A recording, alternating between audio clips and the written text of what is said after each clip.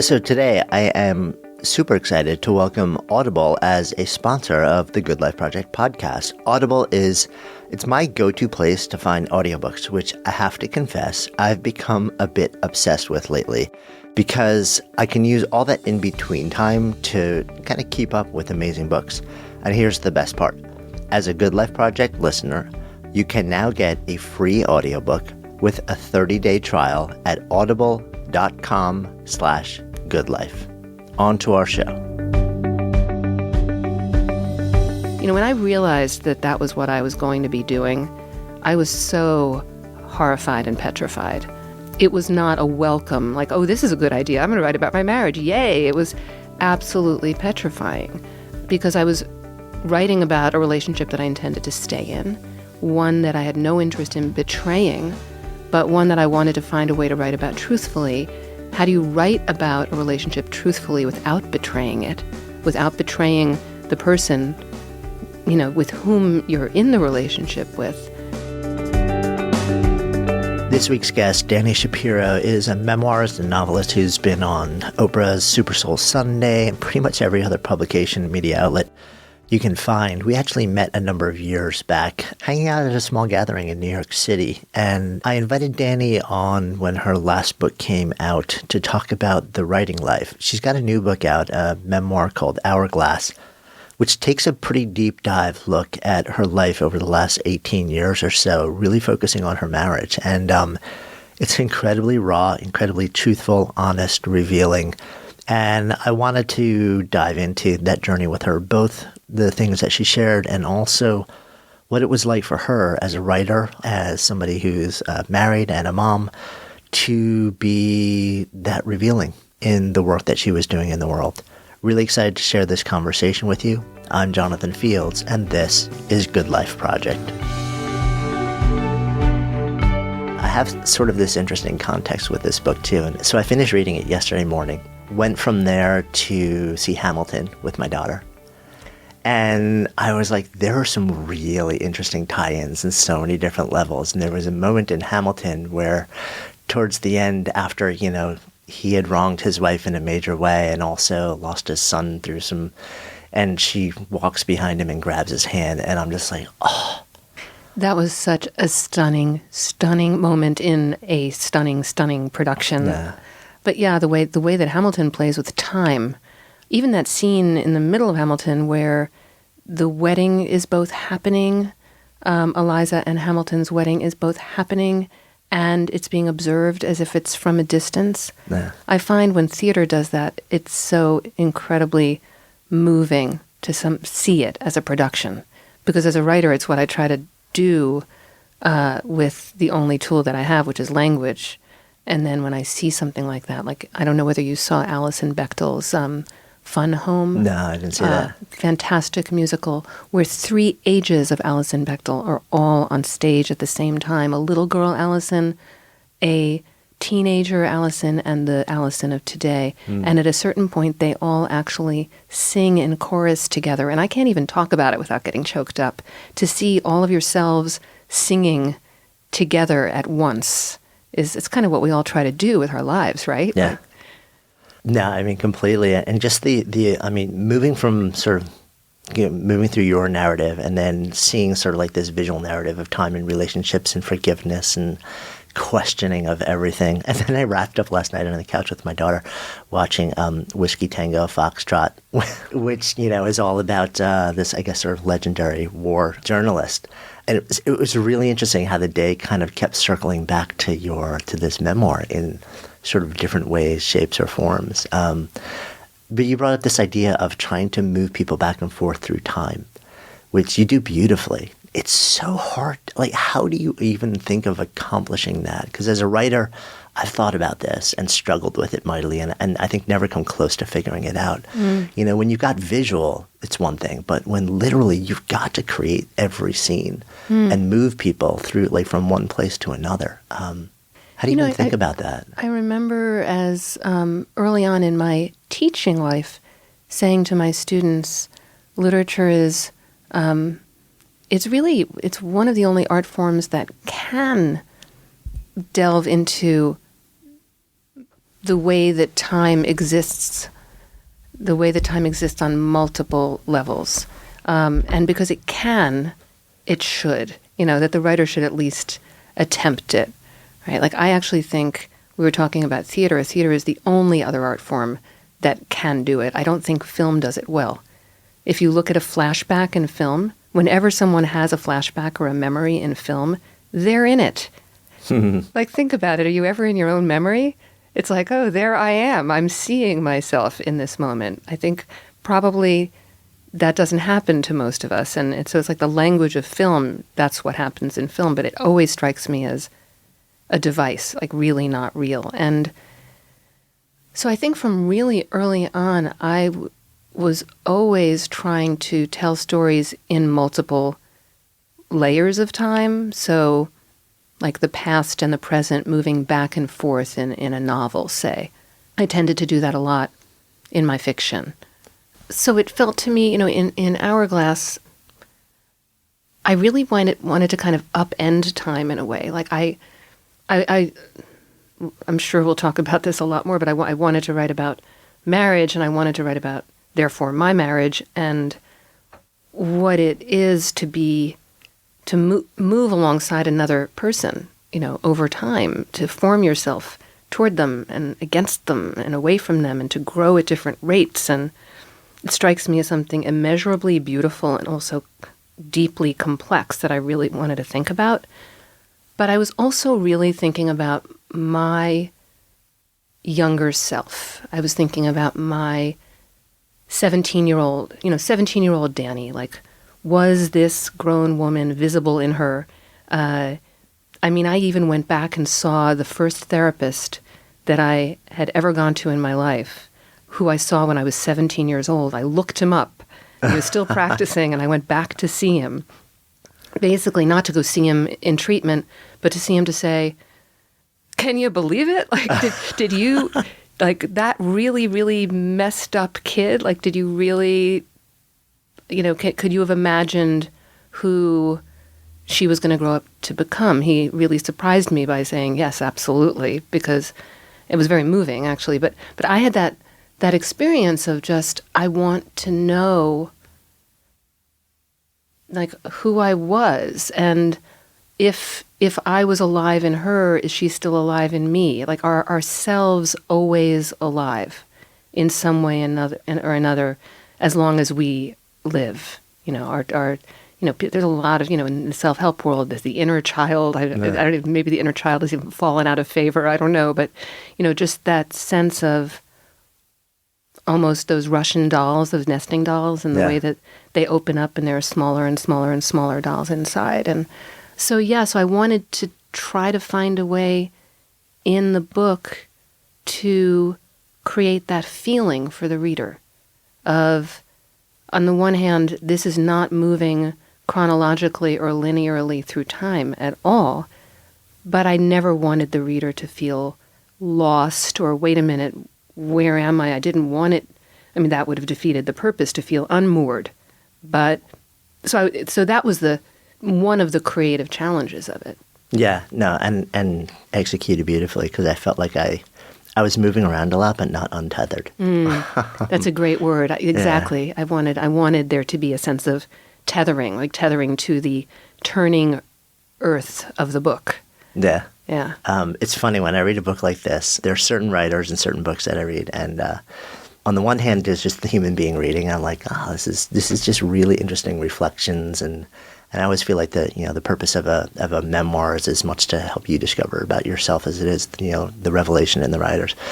And then I always have the writer's hat on when I'm looking at it. I'm like, I want to be able to do that. Just from the craft side of things. So it's a really interesting exercise. I've been reading a lot more. I've spent a lot of my life reading sort of prescriptive books, and spending a lot more time these days reading biographies and memoirs, and fascinated by a whole side that I feel like utterly incompetent at, and also deeply aspire to a completely different level of craft when I read that. And I think memoirs make me realize what's possible as a writer, and that it's the information is a thin slice of the world of writing, but it's the creation of worlds and and experiences and illumination and all this other stuff. Yeah, no, it never feels to me that I'm imparting information. Ever. It feels, or that I'm receiving information when I'm reading, really, really good memoir. I feel like what the writer is attempting to do is to transcend the life in order to be able to, almost send dispatches from it, to be able to see it as a story, as a, or something even actually. I didn't think of this as a story at all in Hourglass. In fact, I write about that in Hourglass. Yeah. It's like I almost felt like I was breaking up with story in some way by trying to write it in the way that I did. But Emerson has that beautiful line about great writing that touches the universe, touches the thread that runs through the universe and all things. And to me, when I read, from the time that I was a little girl, I met Judy Blume recently, and it was like meeting Mick Jagger. It was like the coolest thing ever. She has this bookstore in Key West, and I was down there, and we met, and she was a fan of mine, which was like, oh my God, I've done something right in my life. But when I was a little kid and I read Judy Blume for the first time, it was "Are You There, God? It's Me, Margaret," which every girl my age read. The feeling that I had was, oh, me too. Like, me too. I didn't know that anyone else felt this way that I feel inside, and Margaret feels this way. So maybe I'm a little less alone in the world, and I'm a little less fragile, and maybe I'm not so crazy after all. And I think that those of us who love to read, at some point or another, we had that feeling, whether as a kid or as a young adult or whenever, that feeling of an author, a writer, a character reaching out a hand and saying, me too. And so we feel less alone, and that's what's so profoundly instructive. Like, it's not the story or the information that's instructive, it's that feeling of the way that we are so much, all of us, so similar in our deepest feelings, and it's the writer's job to articulate those feelings. Perhaps through story. This is my life, so this is the set of circumstances I have with which to illuminate these feelings, but basically it's just, here is my inner world. And also reading is so private. You're not sitting in a theater with 1,000 other people. You're one-on-one with this book, so it's this very intimate experience between reader and writer in a way that you don't get in any other art form, including, the museum goer doesn't get that. There are other people in the museum. It's just one-on-one, mano a mano, just reader and writer. Yeah, it's so interesting that you mentioned that. I was recently talking with a friend about books and how they reach people. And I was saying, a book is one of the ways that you sort of go one to many. And he's like, no, that's not true. Like a book is a one-to-one experience. Yes. It is deeply intimate. He says, yes, millions of people can potentially be exposed to it, but fundamentally the experience of interacting what's in it is a deeply intimate, personal, individualized, sort of thing. Exactly. And Vonnegut once said that every writer writes for an audience of one. And I think about that a lot because people will sometimes ask me whether I think about my audience when I write. And I always tell my students, like, that's catastrophe. Catastrophe lies that way because the minute the writer is thinking about the masses or the many or the audience, then self-consciousness sets in, fear sets in, a sense of separation in a way sets in. When Vonnegut said that, he was actually referring to his audience of one, which was his sister, who was dead. So it wasn't even an audience of one that would necessarily be picking up the book and reading it. It was just that level of specificity. So with the current book, with Hourglass, who was your audience of one? Who are you writing it to? I would say to my husband. That's a great question. I call him M in the book. His name is Michael, but I call him M in the book. And he's a writer as well. And he was reading every page as I was writing. It's kind of our process anyway. He is my first reader.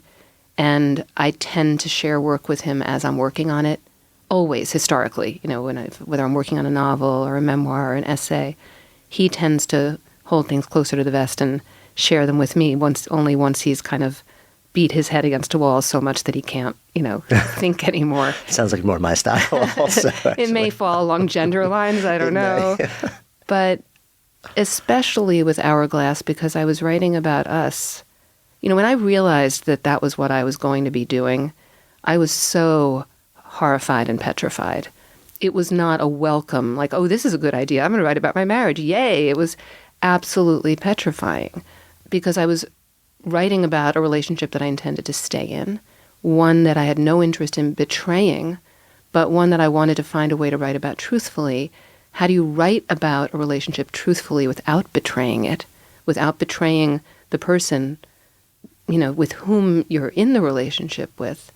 And so in his sharing, in his listening to the work every day, there was this almost kind of sacred quality to that. And if at any point he had said to me, I don't want you to do this, I wouldn't have done it. I've thought about that a lot since I finished, actually when I finished. And I gave him the whole manuscript to read, and it was the first time he was going to be reading the whole manuscript. And I was away for the weekend teaching, and he called me, or maybe he texted me.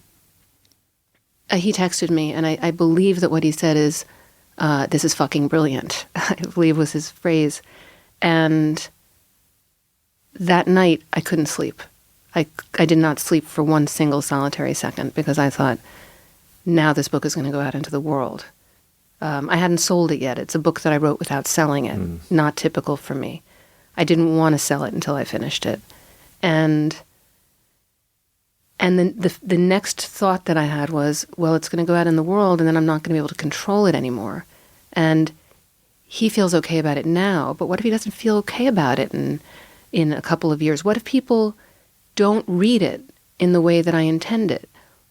What if people say mean things about us or mean things about him? I just felt so staggeringly vulnerable for him, not for me. As a memoirist, I have written about myself, since I could hold a pen, pretty much. And people always ask me if I feel exposed by my work. I've never felt exposed. I don't feel like people know me because I've written these books. I feel like these books are crafted works in which I've chosen exactly what to leave in and what to leave out. And I've written about my parents, and I've written about old lovers, boyfriends. I've written about people over the years, but the two people that have been quite sacred to me have been my son and my husband.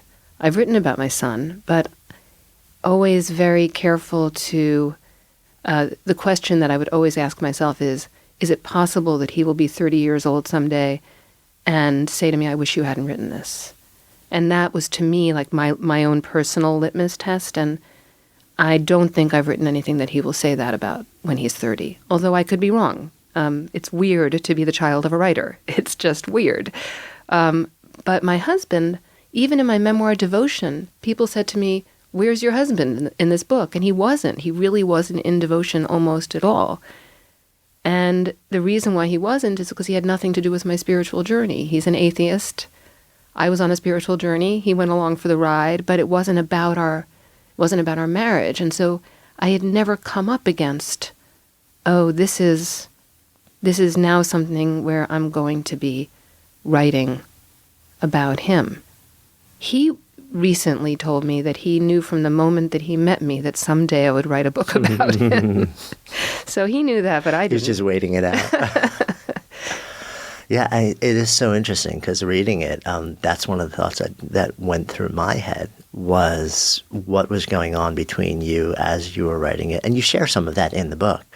And then how was he feeling about it along the way? And you actually share at one point in the book that you were showing him some pages, and I forget exactly the line, but he's basically like, you need to actually be meaner to me or harsher. Harder on me, yeah. We were actually in the Denver airport, and we were each about to get on planes going in different directions.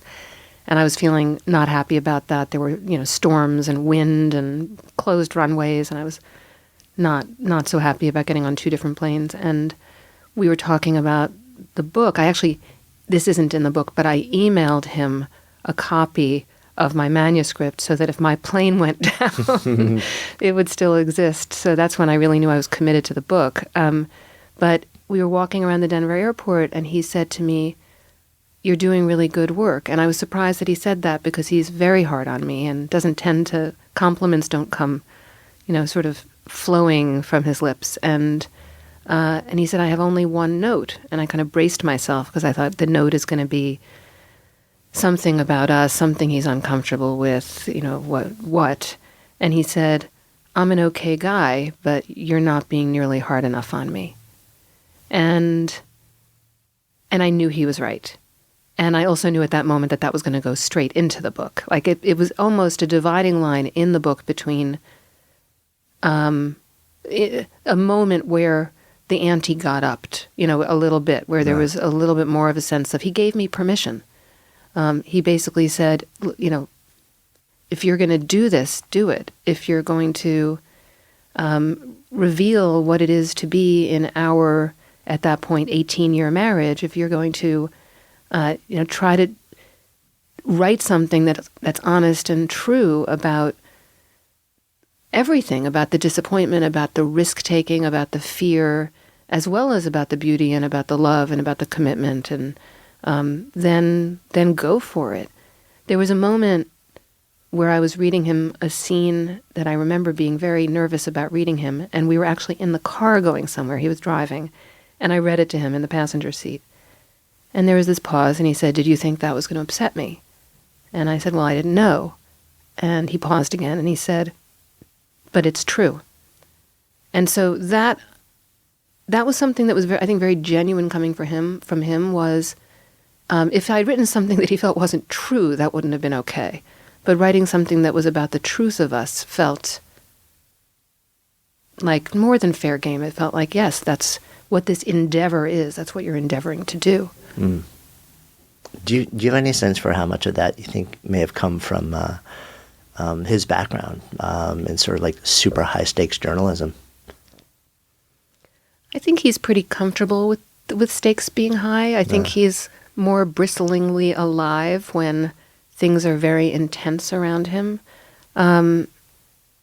So yeah, maybe in part it has something to do with that, with whenever he's been in an environment, as a filmmaker, when he was making his first film and the stakes were incredibly high and every day counted. If there had been a snowstorm, well, it wouldn't have been a snowstorm, it was shot in North Carolina, but if there had been a monsoon, or if one of the actors had gotten sick, or if anything like that had happened, the whole thing would have fallen apart. Like that level of, you're counting on the goodness of the universe to have everything be, to just, that's not going to happen. And, or perhaps another way of putting it would be, he's talked a lot about being a foreign correspondent, and the way that when one of them would, either a photojournalist or a journalist would be killed in Somalia or in any of the places where he found himself, the other journalists at the hotel that night would gather around and pretty much say to each other, "Well, that couldn't have been me because, I wouldn't have gone out after curfew," or "that wouldn't have been me because everyone knows you don't go down that street," or, that couldn't have happened. There's always this reason, like, that's not going to happen to me because. And so that kind of combined with a sense of, kind of a sixth sense for where it's safe to go, where's the calculated risk, all of that kind of stuff is kind of what makes him up. I remember when he was shooting his last movie, there was a scene in it that takes place in Brooklyn in a cafe, and there are, the main character is a writer, and he walks into the cafe, and from his point of view, he feels like a loser. He's writing a first novel, his girlfriend has left him, and from his point of view, the cafe is filled with writers writing the great American novel. And the gag was that Michael actually cast 45 of our friends who are all really great writers to be in this cafe. And so it was Jennifer Egan and, Nick Flynn and Michael Cunningham and Kurt Anderson and, just all of these amazing writers in this cafe. And Philip Gorevich was one of the writers, and Philip is was a foreign correspondent. He was in Africa a lot with Michael. They knew each other from there. And he wrote a beautiful book about Rwanda. And I went up to Philip at one point and said, this is like Michael's, like a different version of a war for Michael. And I thought Philip would knew what I meant. And he just looked at me like, yeah, sweetheart, this is not Rwanda. This is not Somalia. This is a Brooklyn cafe. But that feeling of like being immersed or, enveloped in a world is something that he's very comfortable with, those high stakes. Yeah, I think if my husband were an attorney or a doctor or an accountant or a teacher, or I think many spouses would not have been comfortable with even the idea of this endeavor. Yeah, well, it's like you're both in the business of truth telling. The way that you write, the way that he films, it's not, it's not made up stuff. Although you're a novelist as well. But even then, there's I think a lot of truth telling in the way that you write. One of the threads that sort of appears in the conversation as you write is sort of building on this conversation around his work in the early days, and in some of the worst parts of the world as a correspondent on the ground, and how that seemed, the way that you share it, to really be something that lit him up. And as you navigate your relationship with him, as you sort of move, and settle into the city and get married and have a child and then move out to the, to the country. And there's a lot of questioning that happens about not just how you're sort of navigating that, but how that sort of increasingly steps into domesticity affect you and your relationship with him. And also it seems like questioning about whether you, quote, did that to him. Yeah, well, that was one of the more illuminating parts of writing Hourglass for me, because it's not something that I think either of us ever looked back and thought very much about. The question of, when we met, he was a war correspondent.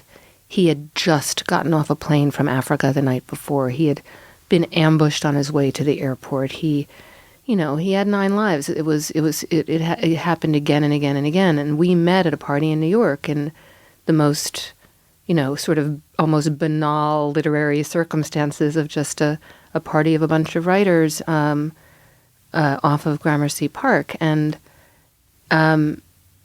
we pretty much fell in love, at first sight. And very quickly were never apart again. And he never went back to Africa.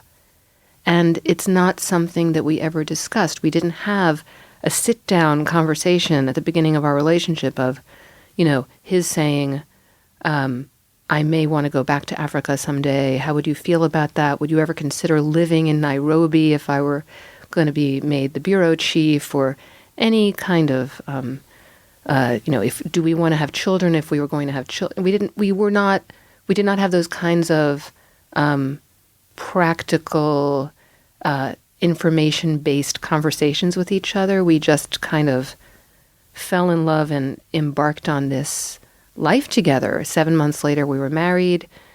Another year and a half after that, we were parents. And in the interim, things would come up and people would invite him to come do things like be dropped into the Congo.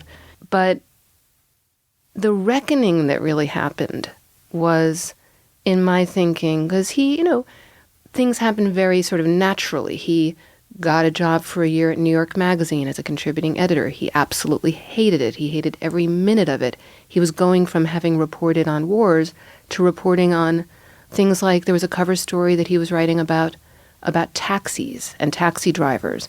And what he did was try to report it the way that he would have reported any story, which is he was getting up at 4 o'clock in the morning and going down to the diners on, Lower 9th Avenue where the Ethiopian cab drivers were hanging out and trying to find out really about their lives. But the then editor of New York Magazine was like, no, we don't care about that. That's we the consumer of New York Magazine is what we're interested in, and we care about why it's so uncomfortable in the back of taxis, or that kind of thing. And so it was awful for him. And then he very, again, organically and naturally transitioned into becoming a screenwriter because a couple of things fell into his lap. A book that he wrote was optioned improbably, a book about foreign policy, a kind of wonky book, got optioned. And next thing he knew, he was writing scripts for HBO. But that is a very hard life, the life of being a Hollywood screenwriter. And it makes being a memoirist and a novelist look like, a walk on the beach. And so it's been full of ups and downs. It's been full of, fits and starts for him. And so one of the things that I felt like I really, really needed to think about was what would his life have been if he hadn't left Africa? I mean, he would say he probably would be dead, and that he's never regretted not going back.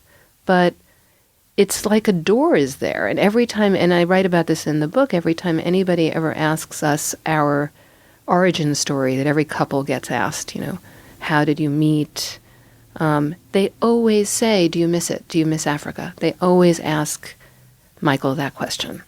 And his response is always pretty much, yeah, I missed it. I miss it. But I met Dani and I never looked back.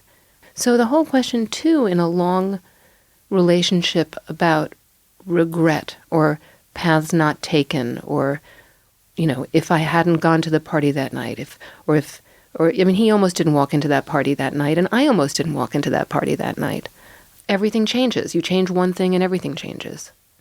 Yeah, it's, I think we always think if I could just rewrite one little piece of the story, it would be perfect. It doesn't work that way. It doesn't. Yeah, and there's such wisdom in that, too, and really understanding that. You don't get to say, I would like to change this one. Like, for example, sometimes I really miss living in New York. If we still had lived in New York, my son would not, because of particular things about his childhood and kind of help that he needed when he was a little kid and stuff like that, he wouldn't be the kid he is today. He ended up going to a school in the country that was, I could have searched the world over and never found a more perfect school than this little Montessori school that he went to that really changed his life and has made him this kind of the fantastic 17-year-old that he is now. So it's like, I can't say, I wish I still lived in New York, because if I still lived in New York, then I would have had like a completely different kid. It just doesn't work that way. That's why regret is so unskillful, to use the Buddhist term. Yeah, true. I love how almost like there's something about the universe where almost anytime the conversation turns to New York, we hear sirens in the background. That's funny. It's like we're in a soundproof studio. The one thing they can get through is sirens, and it always does it at the perfect moment in time. We'll be back to our show in just a minute. Right now, I want to share a little bit about today's sponsor with you. So the fact that you're listening to this podcast tells me you're somebody who really cares about great audio content. And I've actually been completely geeking out on audiobooks. They let me devour so many amazing books while I'm bopping around town, in commuter-sized bites. And I no longer have the FOMO of not having read all these incredible books that I'm constantly becoming aware of. And Audible, with their just absolutely ginormous selection, has become my go-to resource. And here's the super cool thing. Audible is offering Good Life Project listeners a free audiobook with a 30-day trial membership. And yes, in case you're wondering, Dani Shapiro's Hourglass, which is read by her also, is being released on Audible. Actually, another favorite of mine that I think works really well with her book is Bruce Springsteen's really intimate and raw Born to Run.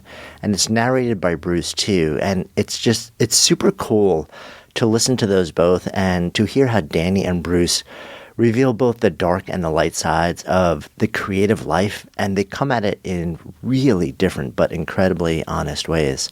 So head on over to audible.com/goodlife. That's audible.com/GOODLIFE and check out their amazing selection. And be sure to grab your free audiobook with a 30-day trial membership, or you can just click the link in the show notes below. Now back to our show. You brought up your son a couple times now. Two big questions just started not weighing, but just dancing as you wrote about him and as you speak about him. And you brought up one of them, which is, when he turns 30, will he look back at this and say, I wish that wasn't out there? Because that's something I think about a lot, not just when I write, but when I create media. We're both on social media and we're both public, whether we want to or not, sort of part of the path these days, public in ways that we would, probably to a certain extent prefer not to be. So it's always interesting to me to see sort of how a writer chooses to speak about family and then to speak about a child in the moment. And so I'm curious, I know you said you were showing the manuscript to your husband as it was going along. What about the kid? Yeah, the kid. I didn't show him the manuscript as I was writing it. I did give him one of the very first galleys to read, which he read about half of, really loved, and then promptly lost, and has not asked me to. He did not ask me to replace it. Classic for a teenage Well, you know kid. what? Actually, and it's really in a way kind of the perfect response, because it's sort of like, it's not really his world or his life. It's he cares, and he was very very lovely and loving and admiring of it. He's in the book not a huge amount as himself today. Like there's only really one or two little kind of recurring motifs in the book where he's in it, and I knew he wouldn't mind the way that he is. There's nothing that's revealing or embarrassing or anything like that, which is, I think embarrassing or revealing are both the benchmarks for me. Is there some way in which there's something that he wouldn't want out there? I thought about this a lot when I was writing my memoir, Devotion, because my son was sick as a baby, and that is his story. But it also happened to me as his mother. And so, and he's completely 1,000% fine. So I had to really think, is it okay to tell this story? Is it okay for me to tell the story of what it was to be his mother? Because that includes the facts of his history. And, time will tell. I think it's fine. But it's always, one never really knows how, in the fullness of time, anybody is going to feel about having been written about. I can tell you right now that he's extremely proud at 17, that he's proud of his parents. He's getting a group of his friends at school together to come to one of my readings. Mm-hmm. Oh, that's great. He tells his teachers about his parents who are writers. But at the same time, I am increasingly respectful of the fact that it is complicated to be related to a writer. And, he's related to two of them. And, I'll see sometimes someone meet him, say a fan of mine or something, meet him. He's, runs into me or recognizes me when I'm with him. And one of the things people will often say to my son when they've read Devotion is, "Oh my God, you're so big." Because the thing that memoir does, and people don't talk about this a lot, but having written a number of memoirs, I think I really have come to understand it, is it pins the moment in time. It doesn't tell the story for all time. This is not the story of my marriage for all time. This is my story this is the story of my marriage as I understand it in the year 2017 at the age of 54, having been married for 20 years. This is what I understand about being a mother. My son is 17. This is what I understand about having both of my parents be gone X number of years. That kind of, if I were to, like my friend Sylvia Borstein read an early copy of Hourglass and had a really beautiful response to it. But I had been so nervous about her response to it because she's been married 60 years. And I thought, I'm a pipsqueak marriage-wise when it comes to people who've been married 50, 60 years. What do I know about that? The answer is nothing. I know nothing about that. I know about this right now. So could I write another book, 15 years from now that would be quite different from this one? Yeah. So that idea of that little boy in Devotion got pinned in time as, the 7-year-old that he was in that book. And, now he's this strapping guy and people are like, "Oh, you're so big." So it's a strange reality for him. It's almost like being in some sort of hall of mirrors where he means something different to people than who he is. And that's got to be a little funky.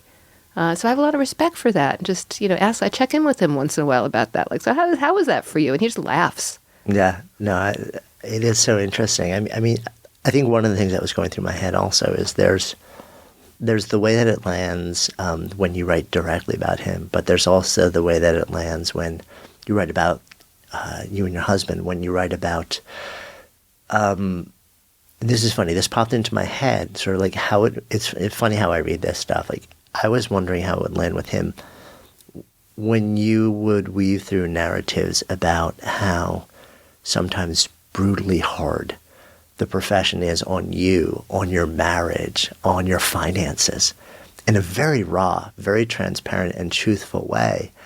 Yeah, I mean that, I was like, wow, this is all out there for you guys and for him. Yes. I think that was probably the scariest thing for me because, two things that people are never honest about, their marriages and money. Right. And, I guess, creative risk taker that I guess I am, I couldn't write about my marriage without writing about what it is to be two artists together. And also, I guess I have this feeling that I have increasingly as I get older, but that I've always had, that when I feel that I'm being misunderstood, or that there are assumptions that are being made about me or about my life that are incorrect, I somehow feel like it's almost my job to correct them, in the sense that, I've always been a mythbuster about writing. I am a quote-unquote best-selling writer. This is my 9th book. I have, a career that a lot of people think is really charmed. It is in many ways really charmed. Does that make it easy? Does that mean, that, sometimes I'll be at a reading, giving a reading, and there'll be a line of people to buy books, and there are invariably people online to buy books where someone will say, I took your book out of the library and then I lent it to my sister and she gave it to her cousin, and they're telling me this like it's good news, right?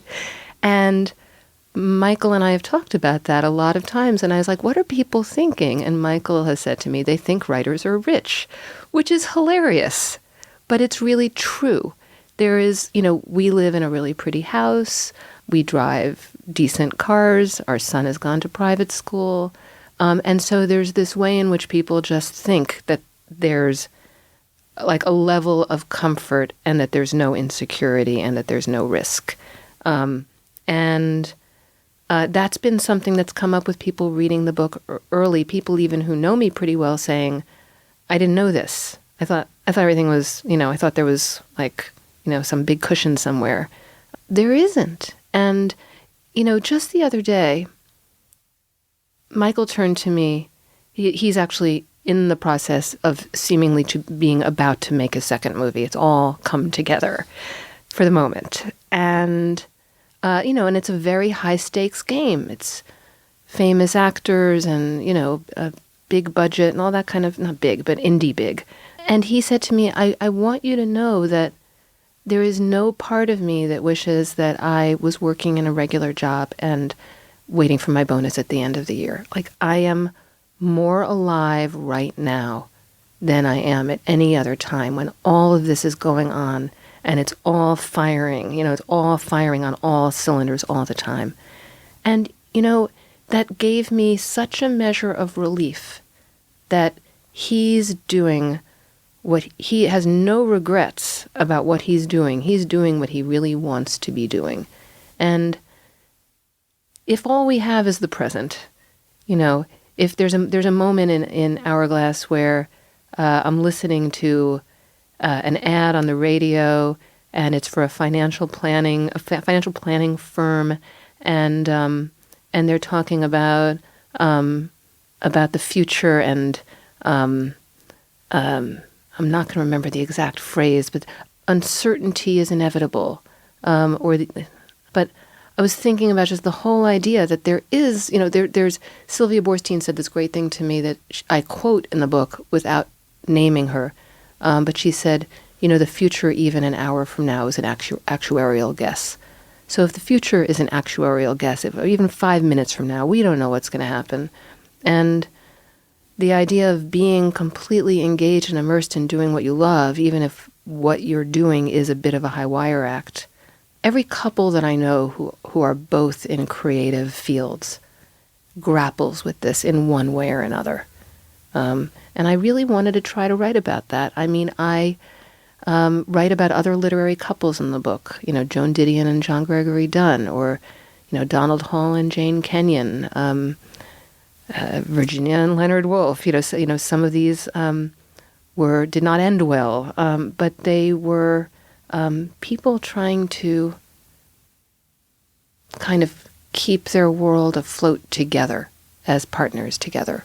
And I wanted to try to write about the beauty of that and the uncertainty of that.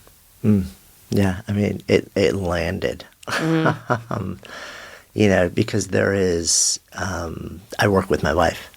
I did not know that. The last 4 or 5 years, I guess, we're, quote, in business together. And, I'm solitary, I'm a writer, and, like a creator on that side, but we also have a company that we're building, like a media company, an education company.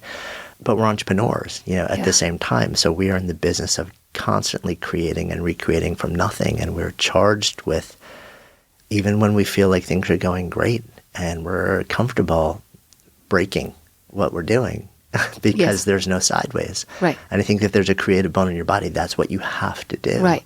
And it's terrifying, especially, and I'm glad that you wrote about this and I'm glad we're talking about it, because I think when we're younger, everyone's like, yeah.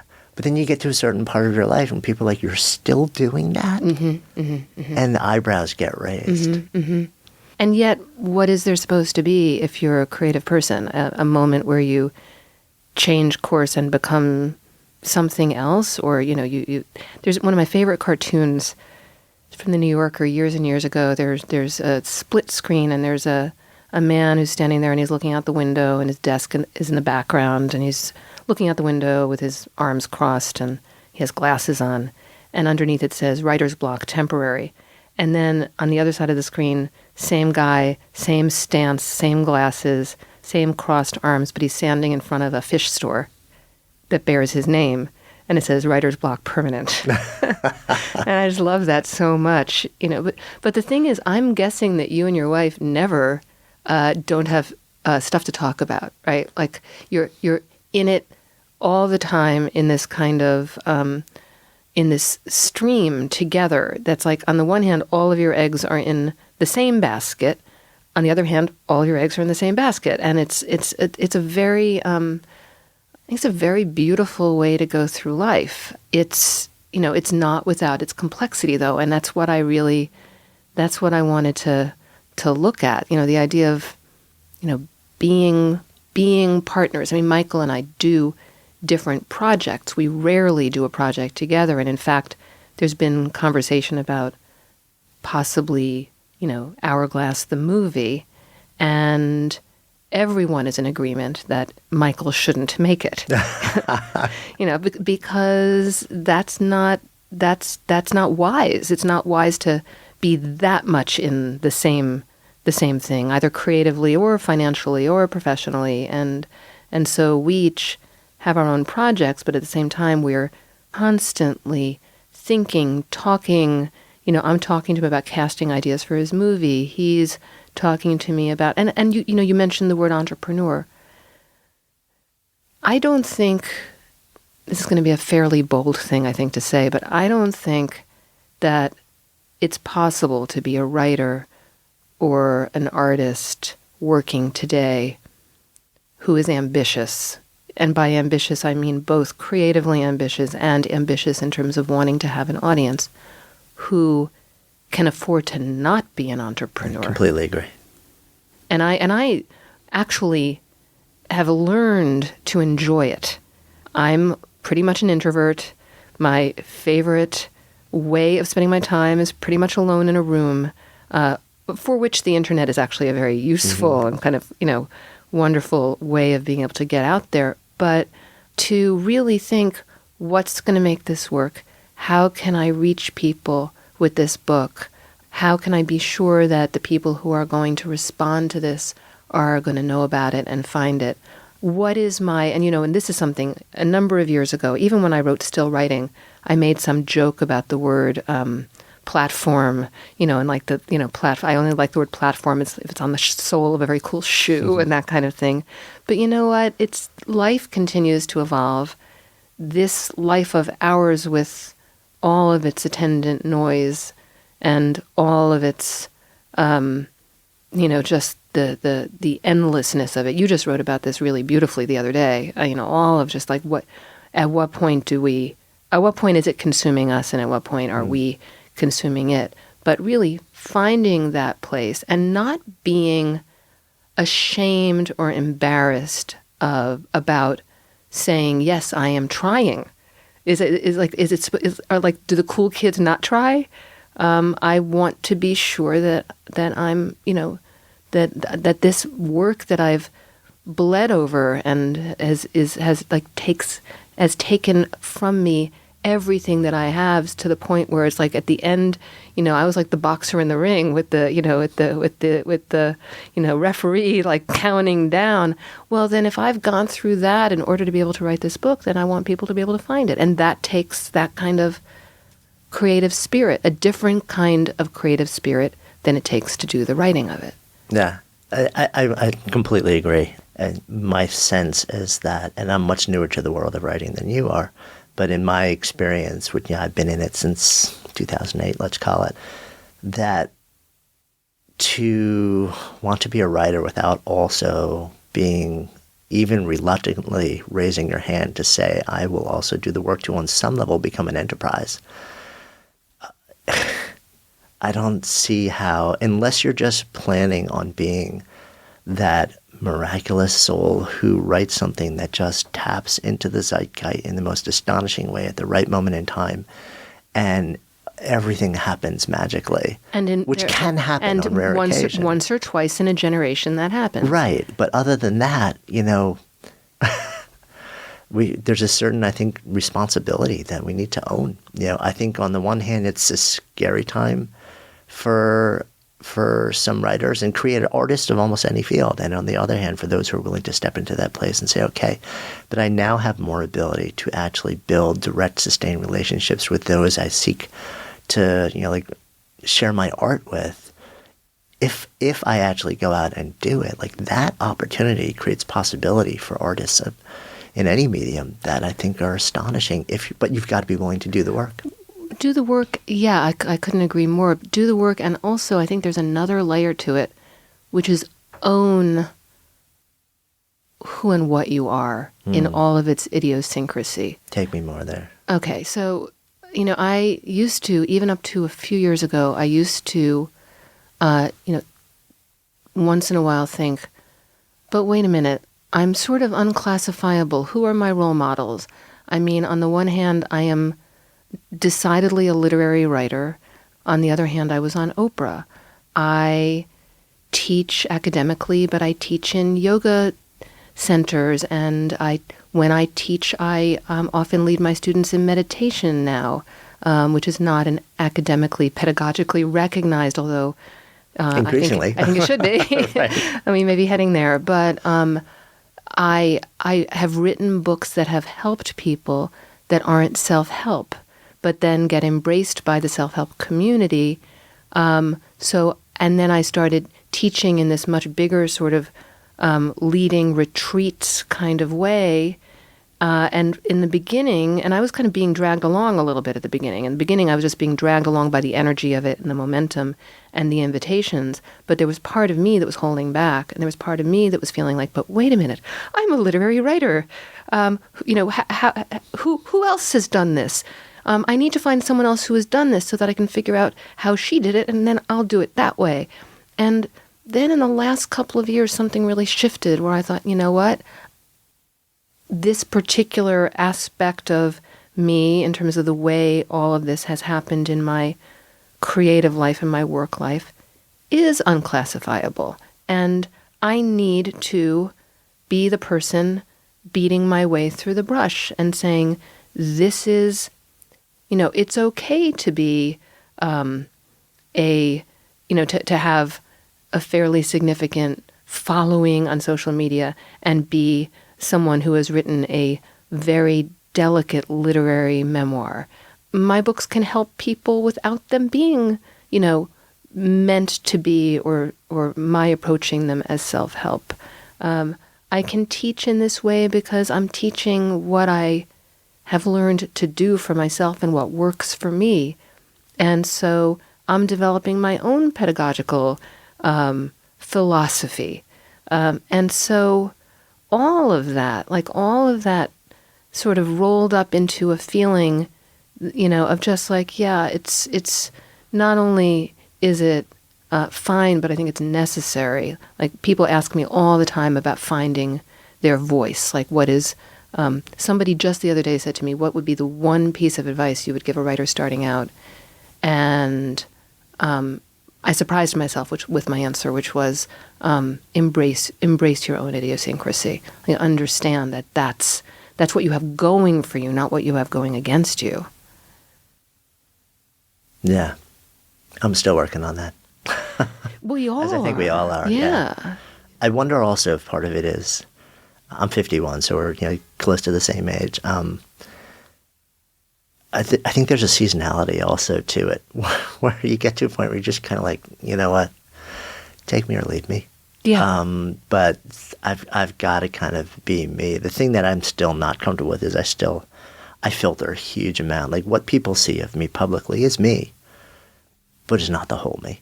It's nowhere close to the whole me. And it's not nowhere close to the whole idiosyncratic me either. Well, is it ever, though? Yeah. Because I think it always involves crafting. No. Because it is a public performance. It's, I often will say to my students, you are not publishing your diary, and you're not reading my diary. It is not like a let it all hang out. Annie Dillard has this great line where she says, you may not let it rip. I love that. It's like, no, it's about sitting down and chiseling and crafting and choosing and finding the puzzle pieces that belong together and creating out of all that something that is resonant. I think it only becomes resonant when it's being crafted and created that way. But that's not at odds with embracing your idiosyncrasy. It's just sort of saying, like, Dolly Parton has this great saying that you may have heard, which is something to the effect of, figure out who you are and then do it on purpose. I love that. Yeah. And at the same time, I think there's a really big risk of somebody reading something like Hourglass, and saying, well, this is almost like the stream of consciousness live journaling of her processing this in real time, because it feels like that. It feels like we're in your head as you process and move through these moments. And you write in present tense very often, which makes you feel like I'm looking over your shoulder the whole moment. Mm-hmm. So it's interesting to hear you say, yes, it's my truth, and this is also there. It is an edited, selected, refined performance to a certain extent. Oh, completely. Yeah. There was nothing stream of consciousness about the writing of Hourglass. It was, in fact, as I was writing it, my process was that I had a huge pile of index cards all the time with thoughts I had about what might belong in the book, and trying to sort out what gave the book the shape that I wanted. Ultimately, it wasn't about a chronology or a narrative or what's going to happen next, but it absolutely, in order for it to do what I hoped it would do, it needed to have a shape. And so, you asked earlier about the question of regret and, over a long marriage beginning, like the whole question about Africa and whether Michael ever would have, wanted to return, and that becoming something that I in a way shaped that in the book to have it have an arc over the course of the book, not just have it be sort of one section of the book, where there's a motif that runs through it where very early on M says to me, I'll take care of it. And it's about something. It's like our roof leaking or the woodpecker pecking away at the side of our house. I'll take care of it. And the next sentence is, an important part of our marriage, something I've always loved and longed to believe. And then at a certain point, I'll take care of it became this refrain in the book. And then there was this great moment for me as a writer, where I understood something about the shape of the book, where I realized, because there was a passage much later in the book where I wrote, I'll take care of it.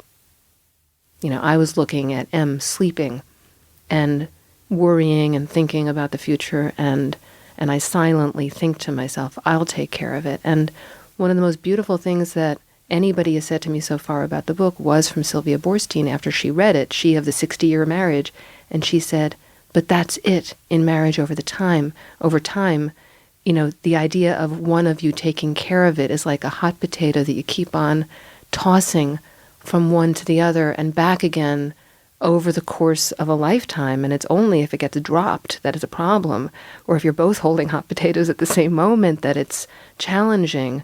But in a marriage that works, I think there's always this sense of fluidity of who's stronger right now, who has more energy right now, who's more able to bear this burden right now, who's the one who's going to say, let's take the day off and play hooky and go to MoMA right now, who's the one to say, you know what, you really need a massage, I'm going to book you an appointment. Like whatever it is, two people doing that together. And that's when I understood the shape of the book, that was what was going to contain it in a way, because I did upend time in it, but it was very, very deliberate. And I think one of the things that readers often, when they read something that reads as effortless, this is in all genres, they believe that it was effortless. Yeah. And excellent for them to believe that. Right. But work that appears to be effortless is the work that has been like slaved over so that there's never a moment where the reader is like stubbing his toe and thinking like, ouch, that doesn't feel right, or that doesn't make sense. Yeah, I so resonates with me. One of my aspirations as a writer is to reach a level of craft where people don't see the craft anymore. Exactly. It just vanishes. It vanishes. There's just a sense of such ease in the experience that the craft vanishes. That's right. That's where I think you've really started to operate on a different level. Oh, I love hearing that. And, another thing that I was trying to do was to show the seams, which I think if you reach a level of craft where you're not afraid of showing the seams, of saying, like, this is how this thing is made. Like the moment where M turns to me and says, you're not being hard enough on me. Or there are a couple of places in the book that I actually refer to the fact that I am writing a book, because it's also a book about being a writer who's traveling and teaching and writing and struggling and, doing different kinds of writing jobs and all of that kind of stuff. And I wanted to be able to actually show the making of it in some way and have the making of it be hopefully part of the artfulness of it. Yeah, no, I love that.